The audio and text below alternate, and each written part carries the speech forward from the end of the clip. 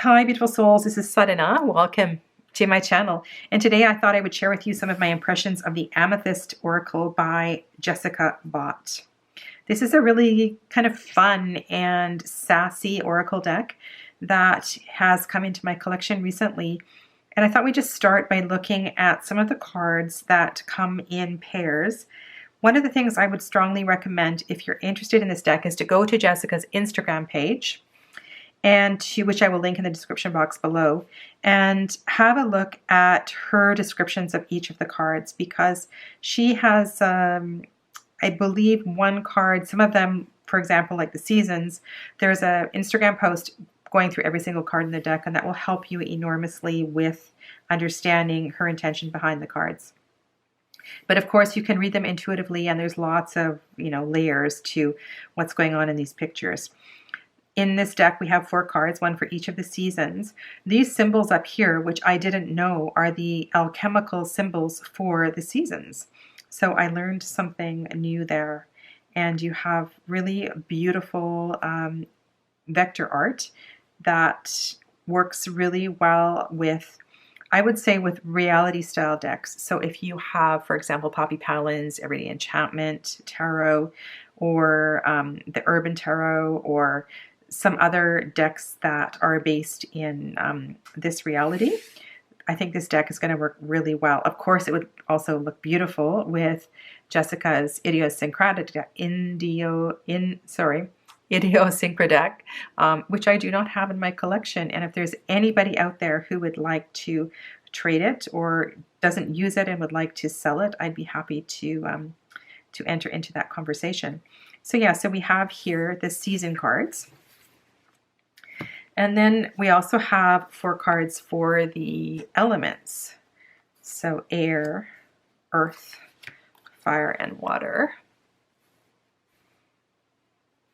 And within each of these cards, there's all kinds of little things going on. So beautiful symbols that might speak to something else that's come up in the reading.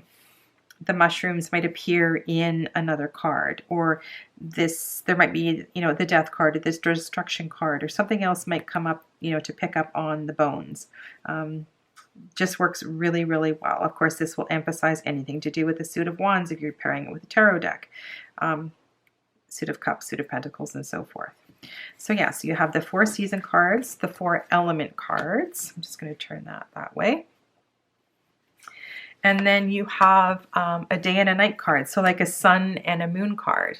So this will emphasize, that kind of energy if you need clarification. And these are the alchemical symbols for day and night. And throughout her deck, she has quite a few pairs. Some of them I don't necessarily see as pairs. I'm going to zoom in for you here.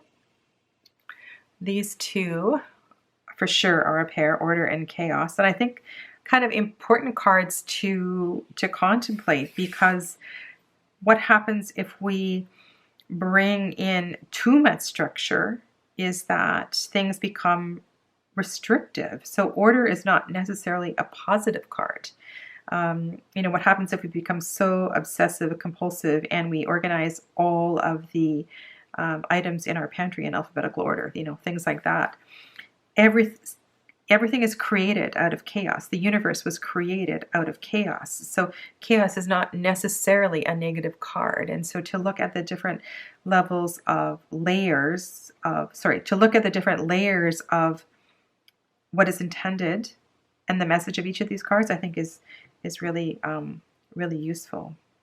So here we have a circle for order. And we have this is a symbol for chaos. So the 8 arrows pointing in different directions. Okay. And then I've pulled these, I pulled a few more pairs to show you. So we have secrets and lies. No, we have, I think she paired them this way. So these 2 were an intended pair. So we have yes and no. But I wanted to bring this card into the mix because I think this is an important trio of cards to look at. Should they, you know, come up together, or just to kind of contemplate and understand that all of this has to do with the throat chakra. And so in a kind of a real swordsy reading, should these cards come up, these are really important cards. And I think the cards that she has chosen to design in this oracle deck work so well with tarot. And we have the shadow, right? The shadow, some of the shadows of the throat chakra, lies and secrets. And look at the light. The light beyond this door is just beautiful. You know, what if it is a secret garden? Why is it being kept? You know, why is something being kept back there? This is a key to unlock the door. I know. I think this is a really cool, underrated oracle deck. Just let me say that. Here we have another pair. So we have destruction and creation. And of course, we could place them this way as well, too. So, yeah. So this is the alchemical symbol for creation. And here we have the alchemical symbol for destruction. And so this card reminds me of, you know, this is the Shiva energy. This is the lightning. This is the Tower card. This is the tens. This is the end.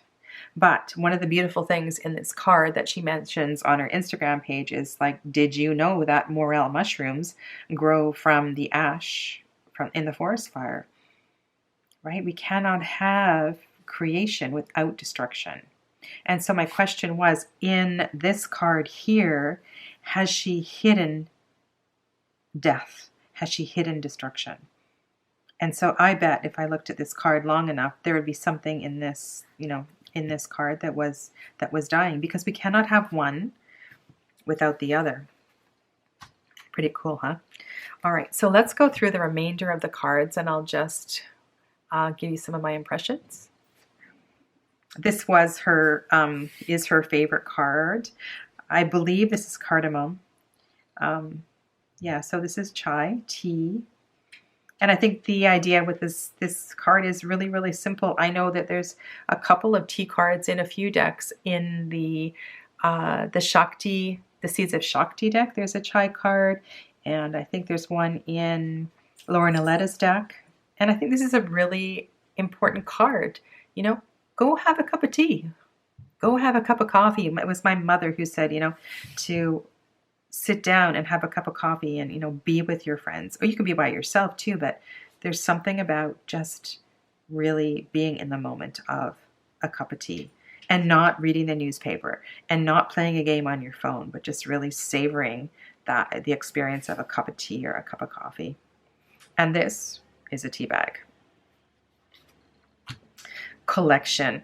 I think we can all relate to this if you are a deck collector. Sometimes these collections get out of control and we tend to have these shelves that are full of stuff. And so I guess the idea with collection is, you know, are you using your collection, or is it a collection to collect dust? And it's kind of an important question, especially if this card came up with a card such as a Four of Pentacles or something like that.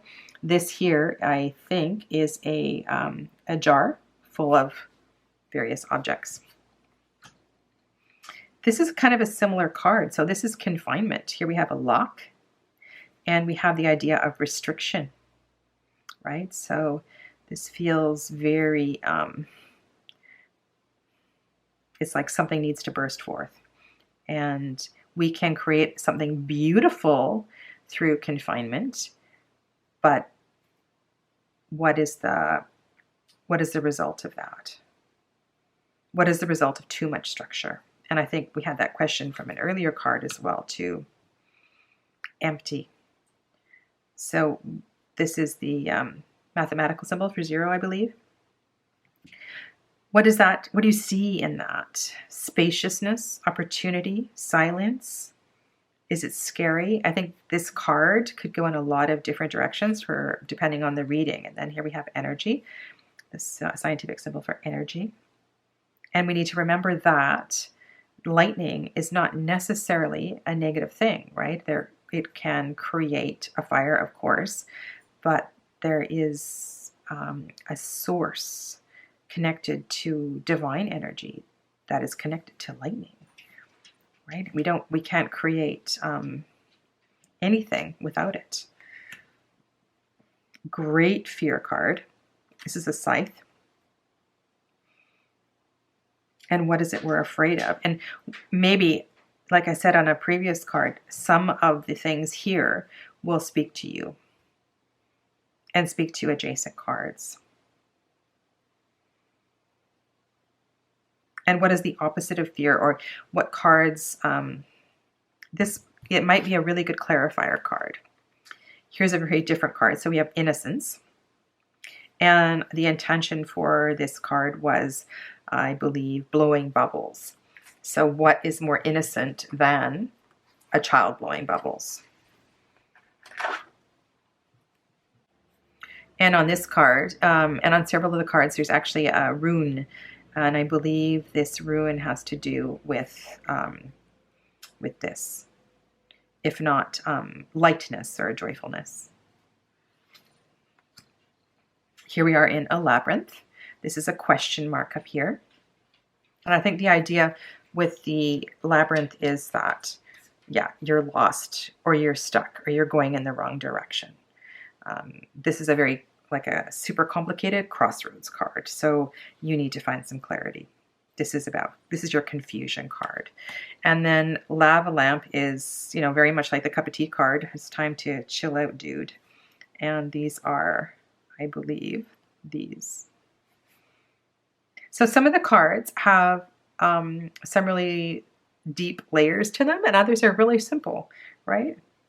Time to chill. Beautiful magic card with a crystal and a magic wand. And sometimes that's just about embracing the magic and seeing the signs and seeing the beauty and recognizing the magic in the simple things. This is kind of to me, this is kind of a sad card. This is the shadow side of the Six of Cups. This is an arrow pointing to the past. This is one of these friendship necklaces that a lot of people, right, have shared with their best friends. And I think the whole question that she brings up in her Instagram post is that, was it really a friendship?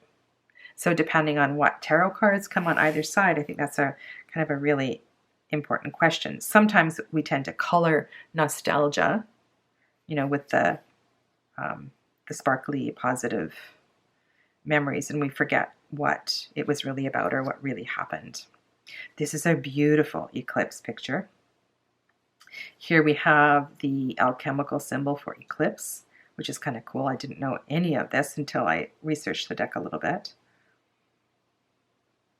And is omen a positive or a negative card? Does it have to be positive or negative? What is omen? What does that bring up for you? And so depending, again, what the question was or what the neighboring cards are, there's a lot of different ways you could go with this. Or perhaps if you're doing an astrological reading, you could just use this as an eclipse card. This feels pretty obvious, right? Too much emotion. Yeah, just being completely overcome with anything, really. Your job as well, your family, your friends, your life. And this is an error. So this was intended to be a greater than sign, and it was not caught before the cards went to print. So this symbol should be in the opposite direction. I really like this card. I think this card captures the feeling so well, and it would be, obviously, a tremendous clarifier. Here's your sloth card. I learned something about jellyfish, and that is that they don't actually self-propel. They are moved by the currents in the water, or at least that's what Jessica says on her Instagram page. So they just kind of float around. So maybe if you got, I'm going to go back to the lava lamp. If the lava lamp and the passivity card appeared in the same reading, that would be a pretty clear message that you just need to like take a beach vacation and no surfing, just lounging. This is a really beautiful card. This little thing here is just a whoop-de-doo to look upside down and see things from the bottom up. So this is something I hope that, you know, if you're using a fairy deck or you're using decks that have this kind of, or an Alice in Wonderland kind of deck, right? We need to learn, or this is your Hanged Man card. You need to look at things from the other side, the other direction, so that you can really get a clearer understanding of what's going on. If we always look at things the same way, we're not going to get it. We're not going to understand. So yeah. This looks like, on the surface, a really simple deck, but it is such a perfect oracle deck to pair with tarot because each of the teachings in the tarot is represented here. Here we have poison. To me, this kind of speaks to the suit of swords, but, you know, poisonous language, poisonous thoughts, poisonous communication, right? These really beautiful mushrooms are toxic, precarious. It's pretty obvious. So what are you going to do? What are you going to do? This is the danger symbol.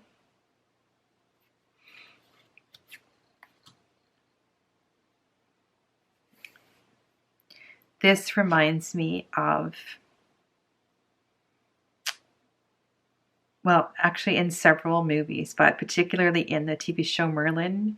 Do you remember when they went under the waterfall and they found wasn't a civilization, but they found what was hidden on the other side of the waterfall? But also the fact that nature is naturally protecting something that only a few are meant to see. Like, can you see the crystals are here? And not everybody is meant to enter this crystal cave. Only those who are ready to enter this crystal cave are actually going to find it. And this waterfall is protecting the crystal cave. Yeah, I love that. And here we have refresh. Simple, light. This one here, so here you have the cup for water. And Jessica says this is the alchemical symbol for rainwater. I didn't know that there was one for that. Katie Flowers, oh my God, I loved it. When she did her walkthrough of this deck, she said this reminded her of the brick wall when you go through the pub, just before you go into Diagon Alley in the Harry Potter. I thought that was hilarious. Yeah, so this here is the electrical symbol, the Ohm electrical symbol for resistance. Yeah, so you've hit a brick wall. Basically, that's what this means. You've hit a brick wall. So now what are you going to do? Are you going to go left? Are you going to go right? Are you going to fight it a little further? Are you going to get out your magic wand and open the brick wall? What are you going to do? Ritual. Good witchy card. This is the summation symbol. So the sigma symbol. So bringing it all together. So in order to create your spell, in order to create your magic, you need to bring a lot of things together. But you could bring this card in many different ways in your reading. You could bring in the candles, right? If you're working with wand's energy. There might be something about the sum symbol that speaks to you in itself. Science. If you're working with a Thoth deck, this could mirror the science card in that. Or temperance. What if this showed up next to temperance? This is about creation. There's so many ways that this could confirm, something else in a reading. Solitude. So we had the desert card before, the empty card. So what is the difference between these two cards? Well, it's perspective, isn't it? And if you wanted to, or if you were in the right mind and entering this place, this desert, you would probably find the oasis. You would probably see the life. It's really, I think, like I said, underrated deck. And here we have time. This is also a brilliant card. We have the dead flowers here in the vase. And then we have the living flowers. And this cool little symbol up here is the alchemical symbol for time.